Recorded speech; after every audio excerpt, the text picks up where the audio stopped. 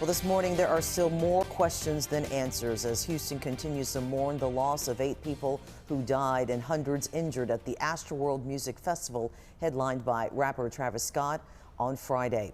Now, a makeshift memorial has appeared at the NRG Park in the Greenlawn area, and hundreds of people were injured in that pandemonium on Friday night.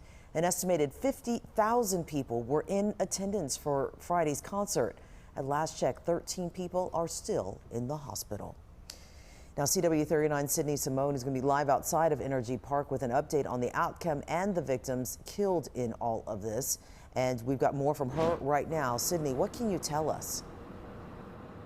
Good morning, Sharon. Well, when I first arrived here at NRG Park, I noticed the balloons, the candles, the flowers, all of these items lining the fence from visuals held to honor the lives lost here at the Astroworld Festival that happened over the weekend. Now, Houston law enforcement officers, along with many people across the country, are wondering what happened between the time of 9 p.m. when the chaos started and after 10 p.m. when the concert ended, when a crowd rushed toward the front of the stage, killing and injuring many people.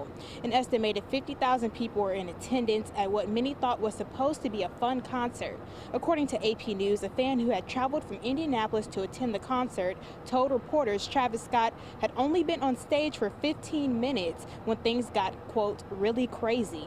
The Houston community is mourning the lives of the 8 people who were killed between the ages of 14 and 27. This includes a 14-year-old high school student, a 16-year-old girl who loved dancing, and a 21-year-old engineering student at the University of Dayton.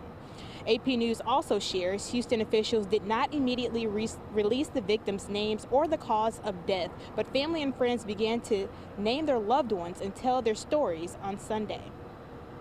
Coming back to the Airbnb that we were staying at, we noticed that my girlfriend texted me and she told me that she found out 2 people died, and that's when we did our full research. And then we found out more deaths, and it just didn't seem real. Travis Scott posted a tweet on Saturday night that said he was, quote, absolutely devastated by what took place, end quote. He pledged to work to, quote, together the Houston community to heal and support families in need, end quote.